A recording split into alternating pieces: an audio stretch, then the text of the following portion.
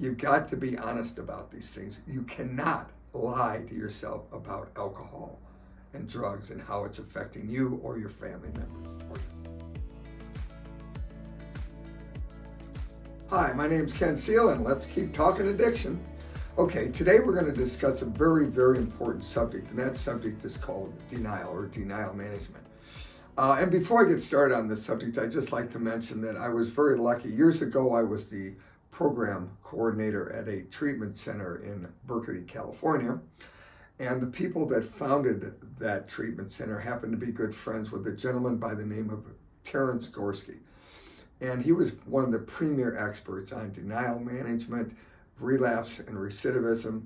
And he would come and speak with our group. And so I had the opportunity to actually work with him, learn from him. And so a lot of the things we're going to discuss today are directly from his information that I learned from him.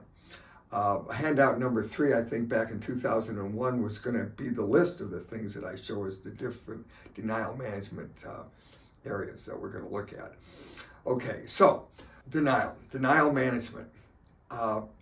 His definition of denial is simply this: denial is the natural tendency to want to not think or talk about our problems or negative things, okay?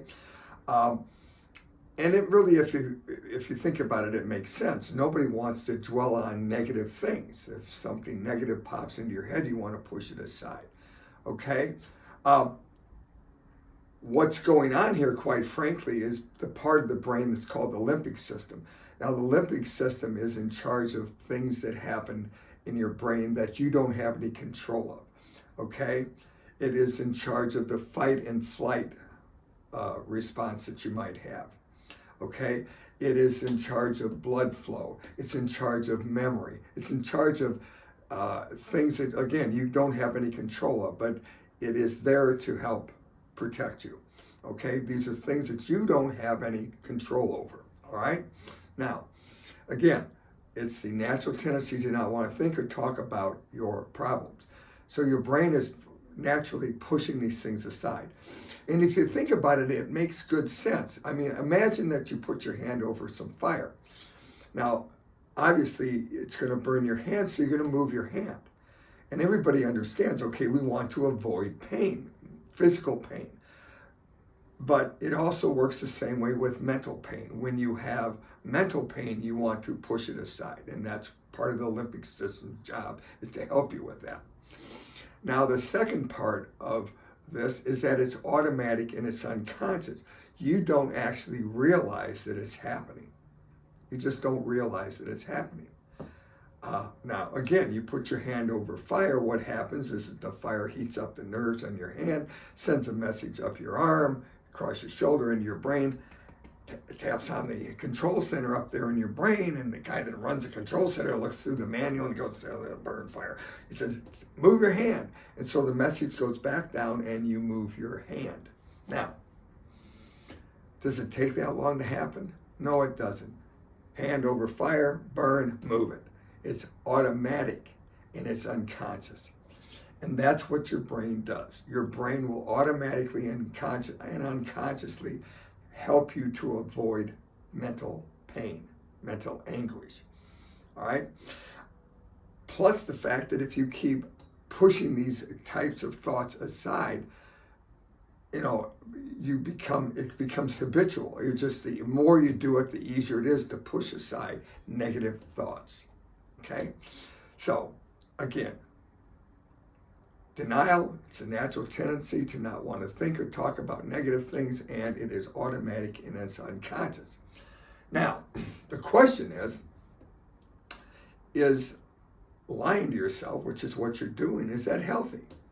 Well, most people would think that no, lying to yourself is a very unhealthy thing to do, but actually, it isn't completely unhealthy. In fact, it's very important for us to be able to do that. Now, the examples I would use for that is when you have situations that are stressful, okay, or traumatic. Let's say that you get in a car accident, okay? Now, if you decide to go back and get in a car the next day, very likely very likely that memory will be very fresh in your mind, and you're going to be scared to death to get in the car. If you walk to your front door and stop and think about all the terrible things that could happen to you when you walk out the door, you probably wouldn't walk out the door. But what does your brain automatically do? Over time, that negative things that happened when you left your house or got in that car start to fade, because your brain is pushing them away, so that you get to a point where the memory of that has dissipated. It's gone away, and it's okay to get back in the car. Now, there's a phobia where this part of the brain isn't working properly, called agoraphobia. And these people walk to the front door, and when they get to the front door, all those things that could happen to them or have happened to them that are negative when they left the house are stuck there in their brain, and it keeps them from leaving the house. And the same thing would happen with the car. If that memory didn't lapse, you'd never get back in your car. People that have PTSD have memories that come back in nightmares or flashbacks that don't allow them to be able to function in the world. And so that denial pattern that you normally have isn't working the way it should. So as bad as you would think it to be to lie to yourself without being able to lie to yourself and to push these negative memories aside, you wouldn't be able to function in the world. So it's very important that we be able to do that. Now, the question is it only alcoholics and addicts that lie to themselves? Of course not. Everybody does. Everybody has this ability for the brain to push aside negative thoughts. All right? Okay. And it's perfectly natural, it's automatic, it's unconscious, and it's just the way it is. And it helps us to be able to function in the world. However, when it comes to people with addictions, alcoholics, addicts, and just as importantly, the family and friends of alcoholics and addicts, can we afford to continue to lie to ourselves about addiction? And the answer to that is no. We need to be 100% honest about addiction and what's going on with this addiction, whether it's for ourselves or for our friends or family members. We have to be honest.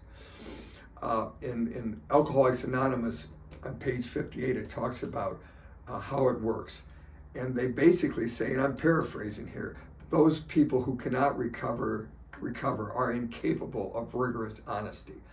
You've got to be honest about these things. You cannot lie to yourself about alcohol and drugs and how it's affecting you or your family members or your friends. Okay? So what we're going to do in the next couple of videos is we're going to discuss the 12 different denial patterns that Mr. Gorski has laid out. And it's important that you understand these. And what you'll find is that they begin with mild denial, and they get more severe as you go down the list. But what you will find, I believe, is that there'll be one or two or maybe three of these denial patterns that are the ones that bite you in the butt. When we get to the list, I'll tell you the two that bite me in the butt all the time. And even now, after all these years of recovery, I have to be very careful to be aware that when certain things happen, these two patterns tend to creep up and make me want to push these things and lie to myself. Okay? So that's the introduction to denial management, and in the next couple of videos we'll get into the details. Now, if you like what you see, hit the like button and subscribe to us, and we'll keep these videos coming for you. Thank you. I'll see you next time.